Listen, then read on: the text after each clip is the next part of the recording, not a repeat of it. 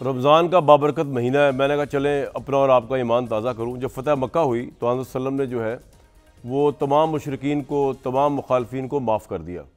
और एक तो उसमें उनकी पर्सनैलिटी का तो अमल दखल है ही, पीस लविंग पर्सनैलिटी थे हमारे जो प्रॉफिट सल्लम थे। लेकिन उसमें एक और भी बड़ी विजन थी कि क्योंकि उन्होंने रियासत मदीना बनानी थी और उन्होंने बिल्कुल सही सोचा। फार साइडेड अप्रोच थी जो एक बड़े लीडर की अप्रोच होती है कि अगर दुश्मनियाँ लेकर चला जाएगा, अगर पोलराइजेशन होगी मदीना और मक्का के अंदर, तो किस तरह सोसाइटी आगे चलेगी। तो मुखालफिन को माफ़ कर दिया, दुश्मनों को माफ़ कर दिया। जिन लोगों के हाथों में सहाबा कराम का जो है वो शहादतें हुई ग़ज़वा बदर में, ग़ज़वा ओहद में, ग़ज़वा खंदक में, उन सबको माफ़ कर दिया। जिन्होंने हज़रत सल्लम को दिली तौर पे तकलीफ़ दी, उनके चाचा का जो है वो कलेजा खाया, उनको माफ़ कर दिया। उसके बाद एक वाक़या ये मौलाना तारिक जमील साहब ने सुनाया हदीस की कुतुब में से, और वो कुछ यूँ था कि जिस वक़्त हज़रत सल्लम जो थे वो रियासत मदीना उनके पास थी और वो ऑल इन ऑल थे मक्का, मदीना और अरब के। उस वक़्त वो अक्सर हज़रत आयशा रज़ियल्लाहु अन्हा से कहा करते थे कि मेरी बड़ी ख्वाहिश है कि ये जो खाना काबा है इसको मैं दोबारा उस शक्ल में लेके आऊँ जिस तरह के मेरे जद्द अमजद हज़रत इब्राहीम अलैहिस्सलाम ने इसको बनाया था। क्योंकि बाद में जो वहाँ पे कुरैश के लोग थे या जो काफरीन थे, उन्होंने उसका हैयत चेंज कर दी थी, स्ट्रक्चर जो थी।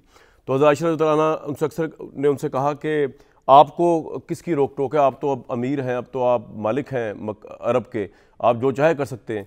तो हज़रत सल्लम ने कहा कि नहीं, ये लोग आगे बड़े बदज़न हैं, तो इनका दिल ख़राब होगा, इनके जज्बात ख़राब होंगे अगर मैं ये करूँगा।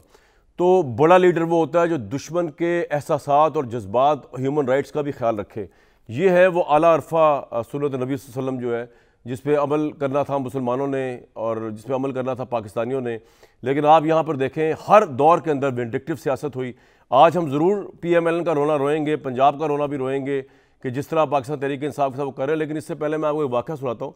मैं मुजीबुर रहमान शामी साहब के साथ प्राइम मिनिस्टर इमरान खान साहब से मिलने गया और इमरान खान साहब प्राइम मिनिस्टर बने हुए थे।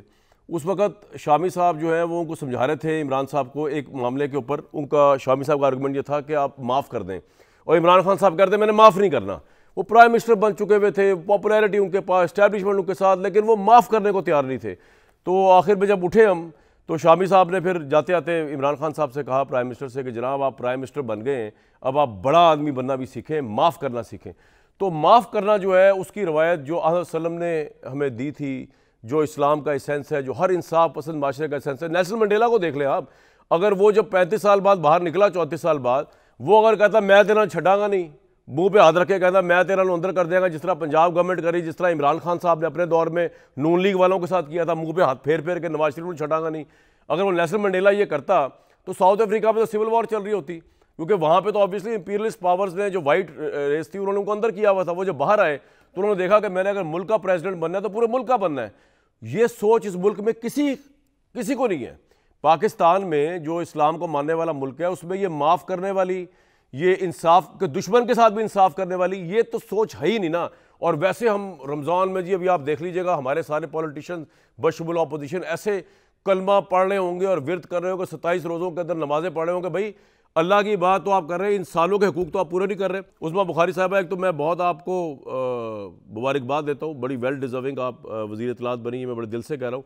क्योंकि आपको मैं बड़े पुराना जानता हूँ, आपकी पॉलिटिकल स्ट्रगल जो है बड़ी किसी से ढकी छुपी नहीं है। आपके ख्यालात से इख्तलाफ हो सकता है, लेकिन आपने कमाल काम किया PMLN के लिए भी, और बड़ी सीसा पलाई दीवार बनी रही। और लेकिन सवाल मेरा आपसे है कि आप जैसी पॉलिटिकल वर्कर के होते हुए इस वक्त अगर तासुर ये उभर रहा है कि पंजाब के अंदर जो है वो एक तरह का रूथलेस फोर्स आ चुकी है, एक रूथलेस रिजीम आ चुका है, पॉलिटिकल प्रोटेस्ट करने की परमिशन नहीं दी जा रही, आपके दाखिला के महकमे ने जो है वो कह दिया जी इमरान खान के चक्कर में कैदियों से नहीं मिल सकते, तो ये कोई पॉलिटिकल बात तो ना हुई, ये तो कोई हज़रत सल्लम की सुन्नत जिसमें हम चलने की कोशिश करें वो वाली बात तो ना हुई कि दुश्मन के साथ इस तरह का सलूक किया जाए। बहुत शुक्रिया कामरान आपके काइंड वर्ड्स का। लेकिन पहले तो गुजारिश ये है कि क्या हमने कौन सा इनके साथ रुथलेस काम कर दिया? अगर इमरान खान की सिक्योरिटी को मेक श्योर किया जा रहा है और अगर चले हमारी छोड़ी जिनकी आप मानते हैं, उन सब के कंबाइंड ऑपरेशन के ज़रिए 3 ऐसे लोग पकड़े जाते हैं कुछ दिन पहले, जिनके पास से डियाला जेल का नक्शा भी मिलता है, और वो अंडर इन्वेस्टिगेशन है। कुछ चीज़ें मैं जो है चूँकि वो अंडर इन्वेस्टिगेशन है मैं शेयर नहीं कर सकती, लेकिन 2 हफ्ते के लिए सिक्योरिटी इंतजाम जो हैं वो बेहतर करने के लिए अडियाला के अंदर ये रिस्ट्रिक्शन की गई है। और ये इमरान खान स्पेसिफिक नहीं है, पूरी अडियाला जेल के लिए एक थ्रेट अलर्ट था और बड़ा सीरियस थ्रेट अलर्ट है। दूसरी बात यह है कि इमरान खान साहब तो खुद अपने आपको पता है बाहर थे, तब भी वो बाल्टी लेके फिरते थे ऊपर सिर पे पार्टी टार के, और फिर वो चारों तरफ पता नहीं क्या वो काली काली वो डंडे पकड़ के और वो कुछ चीज़ें पकड़ के वो उनके गार्ड्स उनके इर्द गिर्द घूम रहे होते थे। वो तो अपनी ज़िंदगी में भी अब उसमें बाहर निकल के भी कहते थे कि मुझे मेरी जान को ख़तरा है। और अब अगर एक सीरियस थ्रेट अलर्ट आया है तो मेक श्योर करना हमारी जिम्मेदारी है कि तमाम कैदी बशमूल इमरान खान साहब सबकी सिक्योरिटी को जो है वो मेक श्योर किया जाए। दूसरी बात यह है कि अगर जो एहतजाज है, अगर एहतजाज इतला देकर बाकायदा एक जगह पर बग़ैर किसी के बाकी हकूक़ को, सिर्फ इनके तो हकूक़ नहीं है ना मुल्क के अंदर बाकी शहरियों के भी हकूक़ हैं, जो बाज़ार जाना चाहते हैं, जो स्कूल जाना चाहते हैं, जो अपने दफ्तरों में जाना चाहते हैं, कहीं भी जाना चाहते हैं, उनके लिए सड़कें बंद करना, उनके लिए बस अब हमें शौक आ गया है, अब हमने जो है वो जुलूस निकालना है, तो वो जुलूस जो है वो तो नहीं निकाला जा सकता। आप यकीन करें अगर आप अगले 5 मिनट भी बोलेंगी ना, मैं आपसे सवाल नहीं पूछ पाऊंगा। वजह बताऊं क्या है? ये नहीं कि आप मिनिस्टर बन गई हैं, आप तो मेरे लिए तो उस तरह एक दोस्त है पुरानी, जिस तरह थी पहले, पॉलिटिकल वर्कर है। मैं इसलिए कि आपने जो बात कही है ना, मैं लॉस्ट हो गया उसके अंदर कि यकीन कर लें कि लोग आपकी बाकी बातों में शायद यकीन कर लें, लेकिन मुझे खुद भी यकीन नहीं हो रहा कि आपको इमरान खान की जान की सिक्योरिटी की परवाह पड़ गई है। मुझे समझ नहीं आ रहा वैसे। Are you really sure about it? 100%। Kamran ये बड़ी सीरियस बात है। नहीं सीरियस तो है, लेकिन are you really serious about it? ये बहुत सीरियस बात है। देखो अभी exactly because he is under custody और वो हुकूमत पंजाब की जिम्मेदारी है, बिकॉज अडियाला जेल जो है वो पंजाब की प्रीव्यू में आता है।